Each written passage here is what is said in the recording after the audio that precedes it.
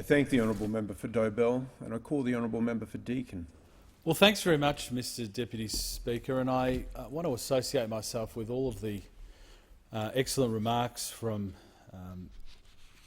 members on both sides of the chamber in relation to the terrorist attacks around the world, not only Paris. I think it's very appropriate that this is cast in wider terms, because whilst the Paris atrocity has brought this to our front and centre attention, there have been a range of attacks around the world that basically have the same motivation as those of Paris.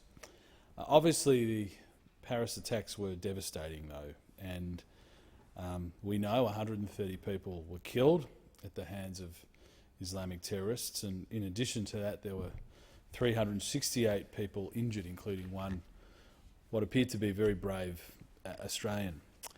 And obviously, this really resonates in the minds of Australians because Paris, as the Prime Minister has said, is a destination that many of us had visited, and even those who haven't visited, given that Paris is a beacon of art, culture, history, architecture, really you name it.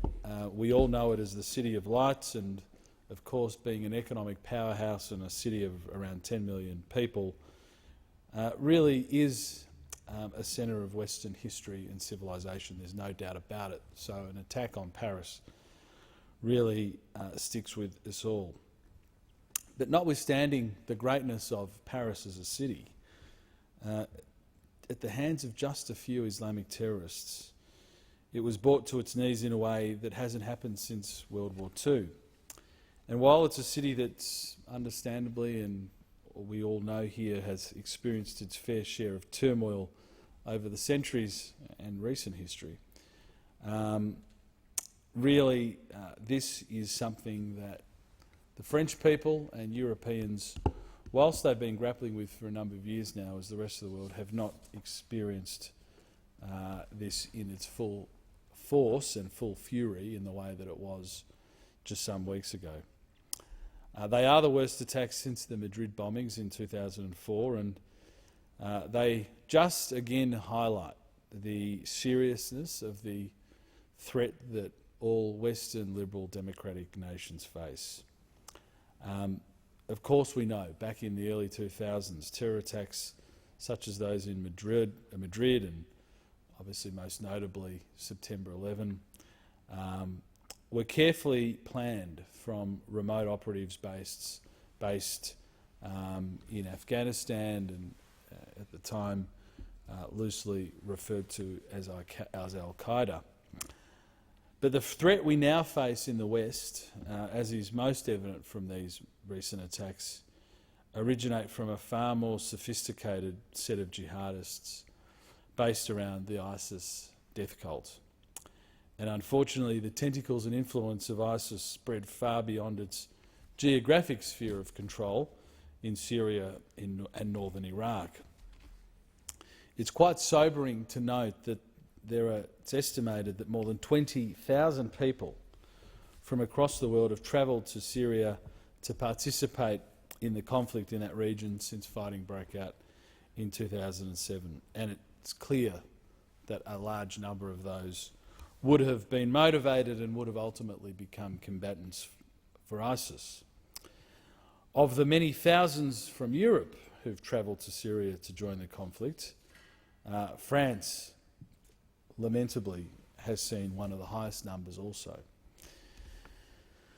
So this becomes, and as it has become for the French, a national security concern when those citizens return to their home countries. And in, I'd say, nearly all cases, we can assume that they return home with very clear instructions from Islamic State and additional training and additional understanding of the ways and means to achieve their objectives, but they are there to continue to carry on the jihadist movement in that Western liberal democratic nation to which they've returned. So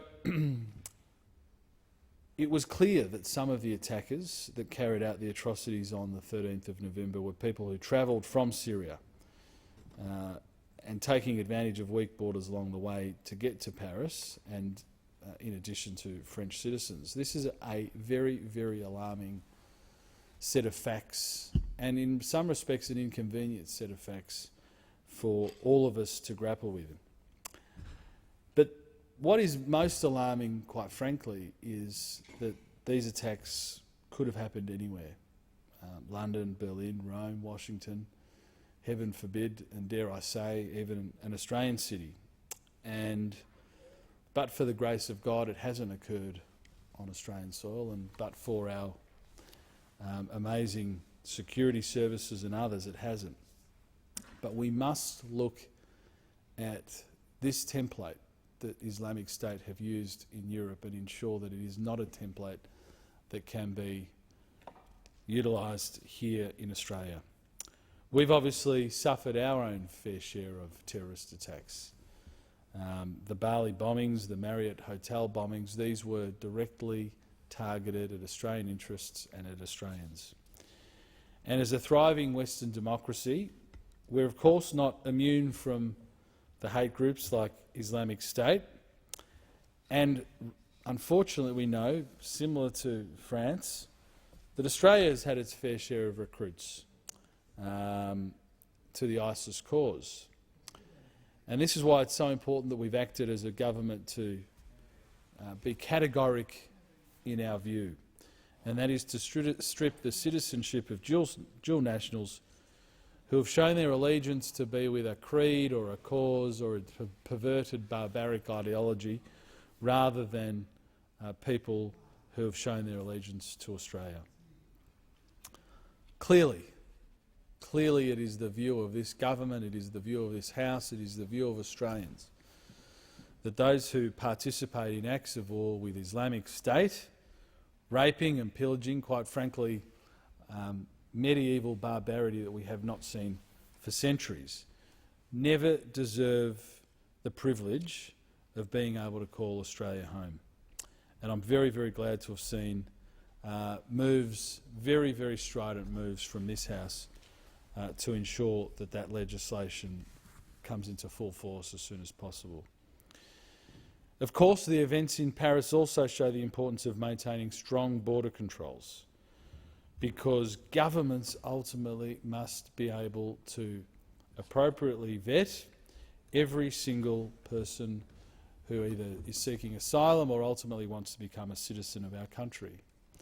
And we should never ever cede that sovereignty, and we have an obligation to all Australian people to categorically tell them that to the best of our ability we can guarantee that every single person that wants to make Australia home is somebody who does not share in the bloodthirsty death cult's view of the world. So it's sad to say that we know a number of Australians have joined to continue fighting, or to initially fight with extremist groups such as ISIS.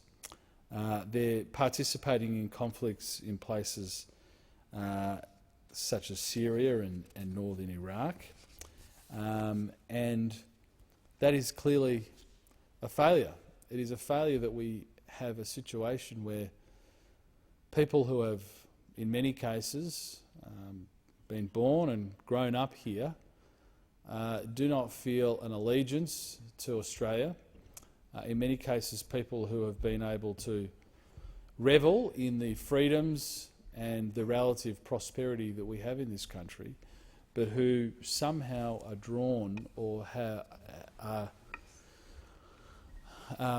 instructed into believing this barbaric ideology. So it's quite disappointing, and it's something we must always remember when framing policies in this place, that our security agencies have publicly said that they're managing 400 high-priority counter-terrorism investigations, a number which has doubled, I might add, since the start of this year. And this, I mean, is an alarming statistic. And I think if we spoke to most people in the street, and said that that was the case, it would be very, very hard to believe. As I said earlier, I've got no doubt that much of the reason we haven't faced similar attacks to the ones that we're discussing now and tonight in this motion is due to the outstanding work of our security agencies, including the AFP and ASIO, and we really do owe them a debt of gratitude. And the way that we can show them that debt of gratitude in this place is to continue the modus operandi of this government, which is when the security agencies ask us for any assistance, any legislative, regulatory assistance in doing their job, that we give it to them unhesitatingly. Because we always, as a parliament, must balance competing rights. The rights to privacy, the rights to freedom of movement, the rights to free speech. But in my view, all of those rights are trumped by the right to life. The right for an Australian citizen to go about their life, go about their daily life unhindered and without fear that they might be in a building, in a theatre, at a concert that is targeted by one of these barbarians that proclaim the creed of Islamic State. So we can't pretend that without constant review and constant change that will always be okay. And Islamic extremism, as many have said publicly, many have said around the globe, is a problem that we must confront honestly, respectfully, but with ultimately a view to keeping our citizens safe. We must be prepared to have an open dialogue about why a small but, quite frankly, growing number of Muslims continue to be attracted to this extremist ideology that wishes to do harm on their fellow countrymen in many cases. Now, I completely respect and understand the view of my Muslim friends and constituents who say, well, people like that aren't practising Islam. They are not practising my religion. But the reality is there is something that they are using to justify their actions. There is a perverse reading of the relevant religious texts that is giving them, in their mind, the pretext that they need to do abhorrent things in the name of religion. And I think we have to make sure that we all together confront these issues. Often confronting these things is uncomfortable. The truth can be uncomfortable. But what is our obligation in this House? Our obligation here is to do everything that we can to make sure that our citizens are safe and that, quite frankly, our children and our grandchildren can grow up in a safe society that we have all benefited from ourselves. So I will not be one of those people that allows a misguided view of political correctness to get into the way of calling things out and calling it as I see it. Clearly, Islamic leaders in our communities must continue to do more in condemning acts of violence from their own communities. And these messages are much better coming from leaders within the community than those from without. There can never be any excuse, absolutely every excuse, for the barbaric behaviour that ISIS espouses, and I would never want to see again any tacit excuses provided by an Islamic leader, because that ultimately is misguided and it will give fuel to those who seek to perversely interpret the Islamic text. So I want to say that we are keenly aware in this Parliament, and particularly this government, that our first duty is to ensure the safety of our citizens. It's to ensure that our Western democratic liberal values are upheld, and they must take primacy over everything else. And in my view, that obligation absolutely trumps any kind of political correctness that has enveloped our media, has enveloped our political lexicon. And I can assure you that I will continue to make sure that these terrorist attacks that we've seen around the world, to the greatest extent possible, are stopped from ever occurring in Australia. I thank the honourable member for Deakin, and I